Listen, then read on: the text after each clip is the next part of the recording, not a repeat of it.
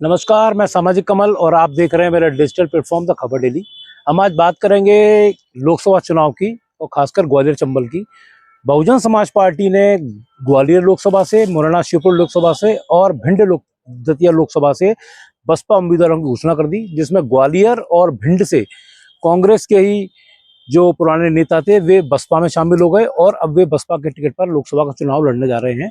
हम बात करेंगे ग्वालियर की, जहां के कल्याण सिंह कंसाना जो कि 3 दिन पहले तक कांग्रेस में थे, अब वे बहुजन समाज पार्टी में आ गए और वे लोकसभा का चुनाव लड़ रहे हैं। उन्होंने ताल ठोक दी है और इससे सीधा सीधा नुकसान अगर देखें तो कांग्रेस को ज्यादा होता दिखाई दे रहा है, लेकिन यह भविष्य की गर्त में है कि कौन को फायदा है, कौन को नुकसान होगा। वहीं भिंड दतिया लोकसभा से देवाशीष जरारिया जो कि 2019 में कांग्रेस के लोकसभा प्रत्याशी थे, भिंड दतिया लोकसभा से, वे भी कांग्रेस को अलविदा कहके बसपा में शामिल हो गए और अब वे बसपा से भिंड दतिया लोकसभा से चुनाव लड़ेंगे।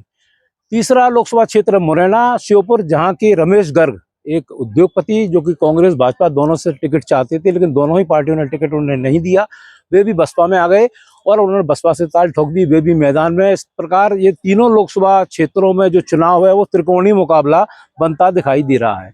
बहुजन समाज पार्टी का अपना एक अलग कैडर, एक वोट बैंक है जो कि बहुजन समाज पार्टी को मिलता रहा है। जब जब बहुजन समाज पार्टी इन लोकसभा क्षेत्रों में नहीं रही है तो वो वोट कहीं ना कहीं कांग्रेस को जाता दिखाई देता था, लेकिन अब तीनों लोकसभा क्षेत्रों से बहुजन समाज पार्टी के प्रत्याशी मैदान में है, तो अब यह दिलचस्प होगा कि त्रिकोणीय मुकाबला किस ओर जाएगा, कौन चुनाव जीतेगा। लेकिन कहीं ना कहीं इससे कांग्रेस को बड़ा भारी नुकसान होता दिखाई दे रहा है। कल्याण सिंह कंसाना ने आज पर्चा भर दिया है, देवाशीष जरारिया भी 1-2 दिन में पर्चा भर देंगे और वहीं रमेश गर्ग भी मुरैना से पर्चा भर देंगे। मुरैना से जहां कांग्रेस से सत्यपाल सिकरवार नीटू जो को पुराने भाजपाई हैं, कांग्रेस के टिकट पर लोकसभा के चुनाव में है।